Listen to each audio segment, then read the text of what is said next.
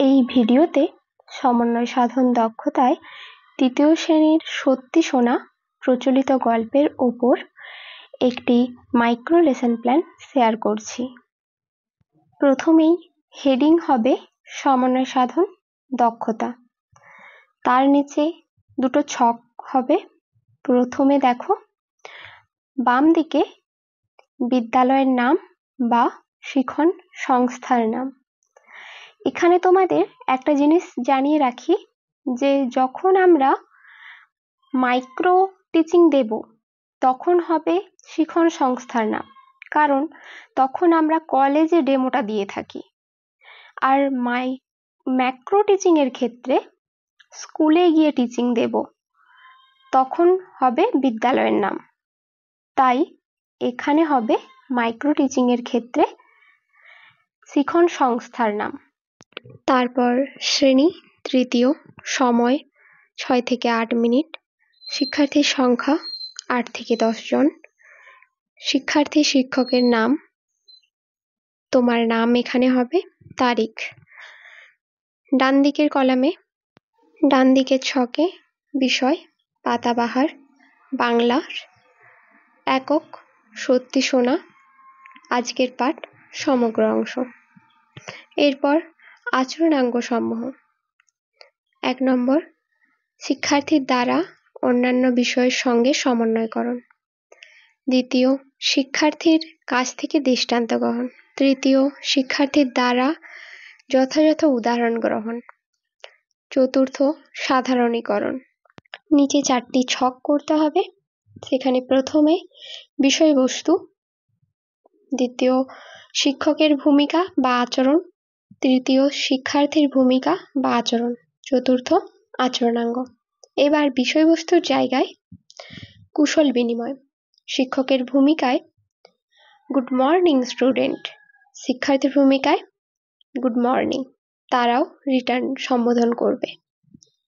এবার শিক্ষকের ভূমিকায় তোমরা সবাই কি খেয়ে এসেছো, শিক্ষার্থীর ভূমিকায় ভাত, ডাল, মাছ, কেউ বলবে মুড়ি। আবার শিক্ষকের ভূমিকায় ও তাই, ঠিক আছে।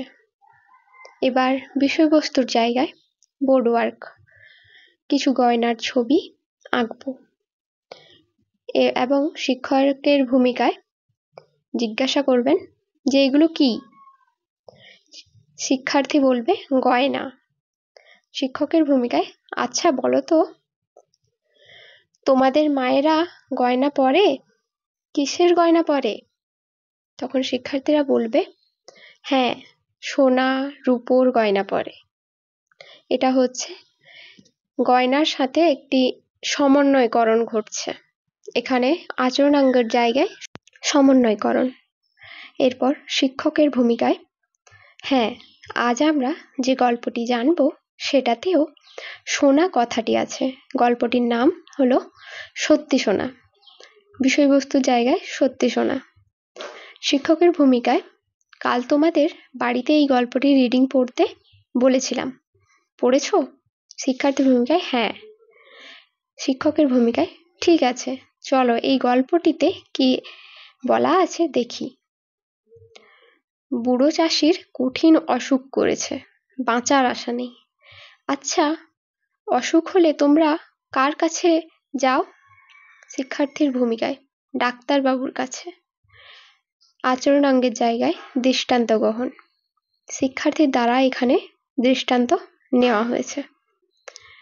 শিক্ষকের ভূমিকায়, কোথায় গেলে ডাক্তারবাবুদের পাওয়া যায়? শিক্ষার্থীর ভূমিকায় হাসপাতালে বা ডাক্তারবাবুর চেম্বারে। শিক্ষকের ভূমিকায় হ্যাঁ, বুড়ো চাষি যখন মারা যায় তখন তার অলস ছেলেকে তিনি বলে যান যে তাদের জমির নিচে সোনা লুকানো আছে। সোনা মানে কি বলতো? শিক্ষার্থীর ভূমিকায় একটি ধাতু যা দিয়ে গয়না হয়। আচরণাঙ্গে দৃষ্টান্ত গ্রহণ। শিক্ষকের ভূমিকায় হ্যাঁ, ঠিক বলেছ। পরের পেজে বিষয়বস্তুর জায়গায় বোর্ড ওয়ার্ক। শিক্ষকের ভূমিকায়, শিক্ষক বোর্ডে ধাতু শব্দটি লিখতে লিখতে জিজ্ঞাসা করবেন যে সেরকম আরো কয়েকটি ধাতুর নাম বলতে পারবে? শিক্ষার্থীর ভূমিকায় রূপা, লোহা, তামা ইত্যাদি। আচরণাঙ্গে যেহেতু আমরা ইতিহাস ভূগোলেও ধাতু সম্পর্কে জানতে পারি, তাই আচরণাঙ্গে অন্যান্য বিষয়ের সঙ্গে সম্পর্ক সাধন। শিক্ষক বোর্ডে ধাতুগুলির নাম লিখবেন এবং বলবেন, ছেলের চোখ দুটো সোনার লোভে চকচক করে উঠল। আচ্ছা, যারা লোভ করে তাদের কি বলে বলো তো? শিক্ষার্থীর ভূমিকায় লোভী। আচরণাঙ্গে দৃষ্টান্ত গ্রহণ। শিক্ষকের ভূমিকায় হ্যাঁ, লোভ করা কি ভালো? শিক্ষার্থীর ভূমিকায় না। শিক্ষকের ভূমিকায় কিন্তু এখানে চাষির ছেলে তো আবার অলস। অলস কাদের বলে? শিক্ষার্থীর ভূমিকায় যারা কাজ করতে চায় না। যথাযথ উদাহরণ আচরণাঙ্গে। শিক্ষকের ভূমিকায় একটু হেসে বলবেন, আচ্ছা বলো তো, অলস হওয়া ভালো নাকি পরিশ্রমী? এবং বলবেন, অলসের বিপরীত শব্দ বলো। শিক্ষার্থীর ভূমিকায় পরিশ্রমী। আচরণাঙ্গে যথাযথ উদাহরণ। শিক্ষকের ভূমিকায় ঠিক বলেছ। তারপর চাষির ছেলে দুজন মজুর লাগিয়ে জমি খুঁড়ল। চাষির ছেলে কিসের সাহায্যে মাটি খুঁড়েছিল? শিক্ষার্থীর ভূমিকায় কোদালের সাহায্যে। আচরণাঙ্গে যথাযথ উদাহরণ। শিক্ষকের ভূমিকায় জমি খুঁজে কি পেল? শিক্ষার্থীর ভূমিকায় কিছুই পেল না। শিক্ষকের ভূমিকায় হ্যাঁ, সোনা সে খুঁজে পেল না। তখন তার বউ তাকে বুদ্ধি দিল যে জমি যখন খোঁড়া হয়ে গেল তাহলে চাষ করা যাক। বুড়ো চাষির ছেলের বউ কেমন ছিল? শিক্ষার্থীর ভূমিকায় খুব বুদ্ধিমতী ছিল। আচরণাঙ্গে যথাযথ উদাহরণ। শিক্ষকের ভূমিকায় হ্যাঁ, তারপর তারা ধান চাষ করলো এবং ফলনও খুব ভালো হলো। আচ্ছা, চাষের কাজে লাগে এমন কয়েকটি যন্ত্রের নাম বলো তো? শিক্ষার্থীর ভূমিকায় কাস্তে, দা, নিড়ানি, লাঙল, ট্রাক্টর। আচরণাঙ্গে সাধারণীকরণ।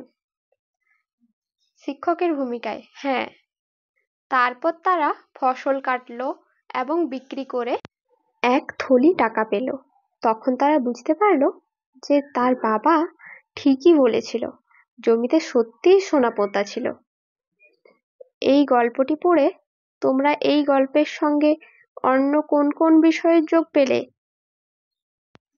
শিক্ষার্থীর ভূমিকায় পরিবেশ, গণিত। শিক্ষকের ভূমিকায় পরিবেশের সঙ্গে কি মিল পেলে? শিক্ষার্থীর ভূমিকায় পরিবেশে যেরকম মাঠ, বর্ষাকাল, চাষ সেগুলো সম্পর্কে বলবে। শিক্ষকের ভূমিকায় আর গণিতের সাথে বা কি মিল পেলে? শিক্ষার্থীর ভূমিকায় টাকা, বিঘা। আচরণাঙ্গে যথাযথ উদাহরণ। বিষয়বস্তুতে নীতিকথা। শিক্ষকের ভূমিকায় হ্যাঁ, আচ্ছা, এই গল্পটি পড়ে তোমরা কি শিখলে? শিক্ষার্থীর ভূমিকায় অলস হওয়া ভালো নয়, পরিশ্রম করলে সুফল পাওয়া যায়। আচরণাঙ্গে সাধারণীকরণ। তোমরা এই বিষয়ে ডেমো দেওয়ার সময় যে দুটি টিএলএম ইউজ করতে পারো তা হলো 1 নম্বর, পাঠ্যপুস্তকের ছবিগুলি এইভাবে আর্ট পেপারে এঁকে নিয়ে যেতে পারো এবং 2 নম্বর, একটি মানুষ যে সিঁড়ি দিয়ে এক ধাপ উঠতে উঠতে সাকসেসে পৌঁছে যাচ্ছে, অর্থাৎ পরিশ্রম করলে সাকসেস পাবে, এরকম একটি ড্রয়িং করে নিয়ে যেতে পারো। ভিডিও রিলেটেড কোনো কোশ্চেন থাকলে অবশ্যই কমেন্টে জানিও।